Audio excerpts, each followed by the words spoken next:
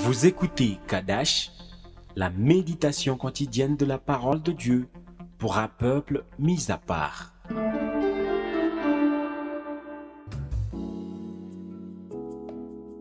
Gloire à Jésus, tu es vivant aujourd'hui. Je prie pour l'onction du Saint-Esprit sur toi et que ta foi soit affermie. Au nom de Jésus-Christ, Amen. Nous lisons Jean chapitre 15, verset 2.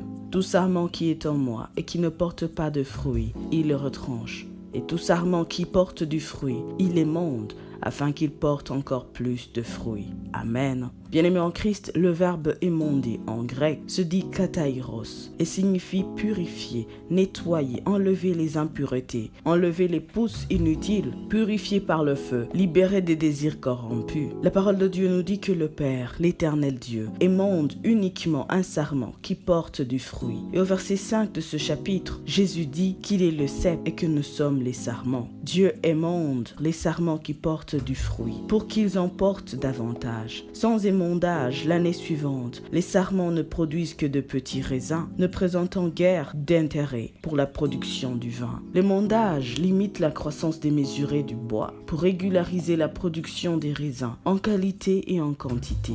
Le résultat sera des raisins plus gros, contenant plus de jus ou de vin. Et c'est de cette façon que Dieu opère avec son peuple. Bien-aimés en Christ, émonder est un traitement qui fait très mal, mais qui est très nécessaire pour toute personne qui veut porter de bons fruits. Et je me dis que c'est une grâce que de pouvoir être émondé par Dieu le Père. C'est un processus qui nous transforme, qui fait de nous les meilleures versions, les témoignages célestes que l'Éternel cherche dans ce monde. Nul ne peut choisir la façon dont vont lui être enlevées les parures, la gloire, les artifices du monde, l'empêchant de porter davantage de fruits. C'est Dieu, le vigneron, qui nous taille. Il œuvre en nous et ôte les mauvais désirs. Il enlève même le trop qui se trouve souvent dans les bons. Il brise l'orgueil pour manifester sa gloire en nous.